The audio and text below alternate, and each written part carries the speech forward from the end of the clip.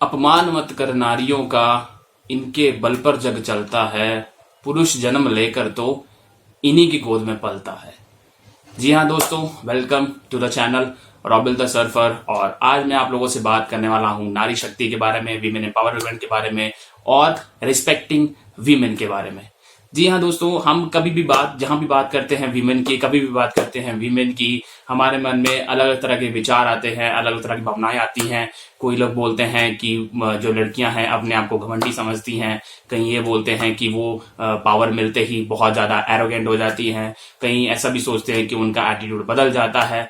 लेकिन दोस्तों, इन सब चीजों के बारे में सोचने से पहले एक बार जरूर ये भी सोचिए कि उन्होंने जिंदगी में स्ट्रगल कितना किया है। ऐसा नहीं है कि पुरुष स्ट्रगल नहीं करते, स्ट्रगल दोनों करते हैं। और नारी और पुरुष इस जग के, इस दुनिया के जो है दो पहलू हैं, और जो दो सिक्के हैं, एक सिक्के के दो पहलू हैं जिनका दोनों में साथ चलना बहुत जरूरी है। लेकिन दुख की बात तब होती है जब हमारे भारतवर्ष में इन्हीं के प्रति बहुत तरह के अत्याचारों के बारे में सुनने का जो है हमें मिलता है। अगर मैं बात करूं यहाँ पर राइट्स की, तो संविधान में तो इनको बहुत तरह के राइट्स दिए गए हैं, बहुत तरह की इनको पावर्स दी गई हैं। उसके बावजूद भी विमेन के प्रति जो है क्राइम अभी तक कम नहीं हुआ है। हम कितनी मर्जी बड़ी बड़ी बातें कर लें कि हमने विमेन एम्पावरमेंट के लिए ये किया हुआ है, हमने विमेन एम्पावरमेंट के लिए इस तरह के सेक्शन लगाए हुए हैं, पता नहीं हमने कितने तरह के जो है संविधानों में सेक्शन दिए हुए हैं जो हमें ये बताते हैं कि हाँ, हमें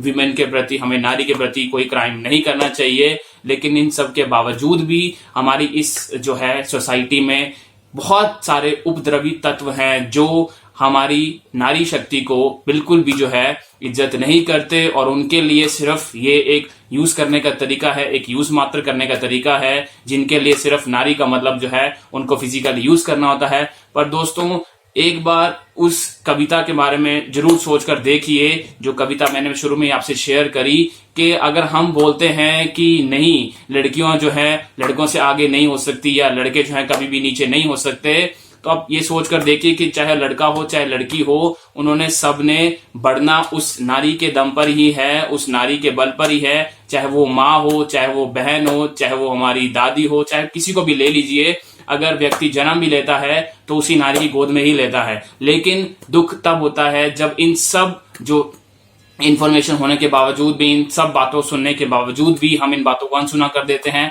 और उसके बाद भी हम नारी के प्रति, विमेन के प्रति बिल्कुल भी जो है अपने एटीट्यूड को नहीं बदलते। और अभी भी जो है क्राइम की दर कम नहीं हुई है। कहीं पर हमारे पास में सेक्सुअल अब्यूज की बातें आती हैं, कहीं पर हमारे पास में रेप की बातें आती हैं, कहीं पर हमारे पास में डोमेस्टिक वायलेंस की बातें आती हैं।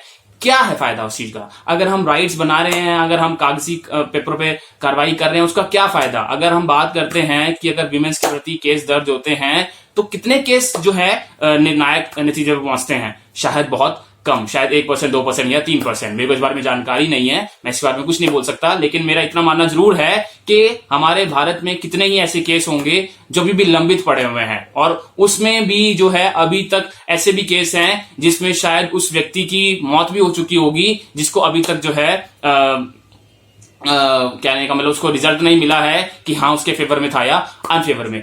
मेरा यहाँ पर दोस्तों अपने न्याय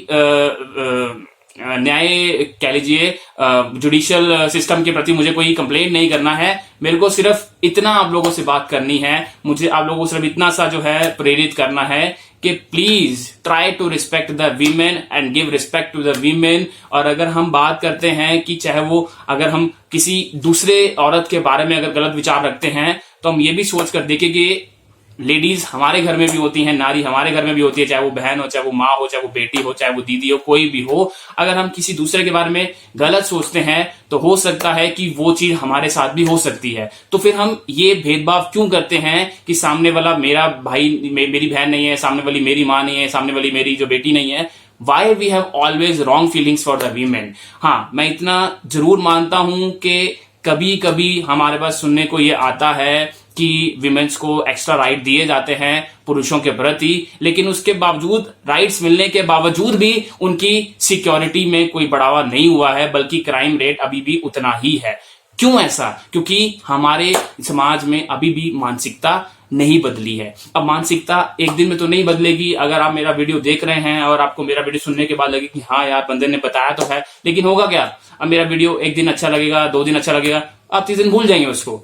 दैट मीन्स के वीडियो आप मेरा देख रहे हैं, इससे पहले भी आपने बहुत सारे वीडियोस देखे होंगे, न्यूज़पेपर पढ़े होंगे, आर्टिकल्स पढ़े होंगे, बहुत सारी स्टोरीज पढ़ी होंगी, लेकिन क्या फायदा उन सब चीजों का अगर आप किसी की रिस्पेक्ट नहीं कर सकते, या अगर आप किसी को तरजीह नहीं दे सकते, अगर आप किसी के बारे में अच्छा नहीं सोच सकते, तो फिर इन वीडियोस का देखने का क्या मतलब है?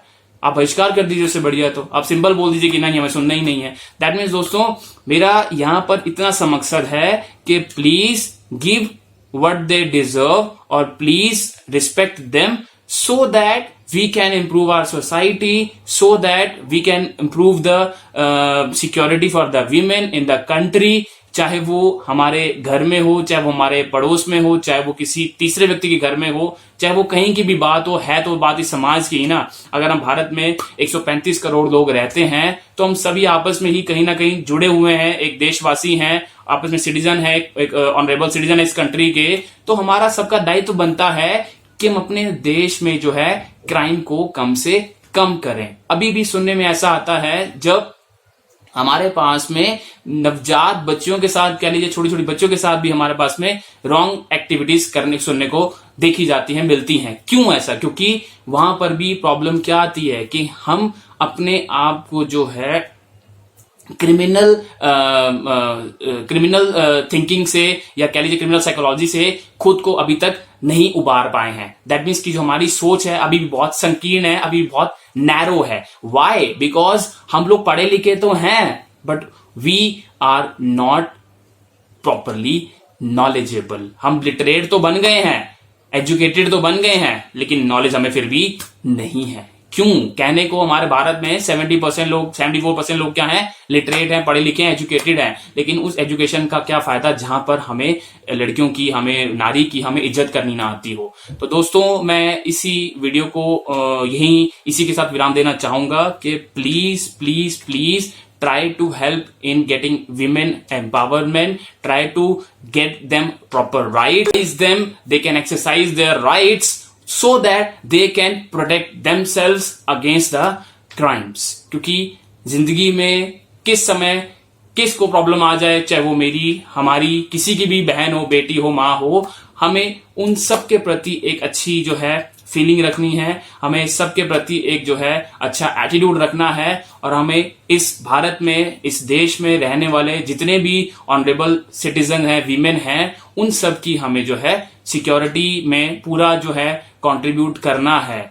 क्योंकि अगर हम ये सोचेंगे कि ये रिस्पॉन्सिबिलिटी मेरी नहीं है, तो ऐसे ही हमारे 135 करोड़ लोग यही सोचेंगे कि रिस्पॉन्सिबिलिटी हमारी नहीं है। लेकिन अगर हम बोलेंगे कि नहीं, हाँ ये रिस्पॉन्सिबिलिटी मेरी है, आपकी है, सबकी है, तभी हम इस देश को सुधार सकते हैं और विमेन्स के प्रति क्राइम रेट को कम कर सकते हैं। थैंक्स फॉर वॉचिंग वीडियो, और इस तरह की वीडियो आगे भी आते रहेंगे। तब तक के लिए धन्यवाद।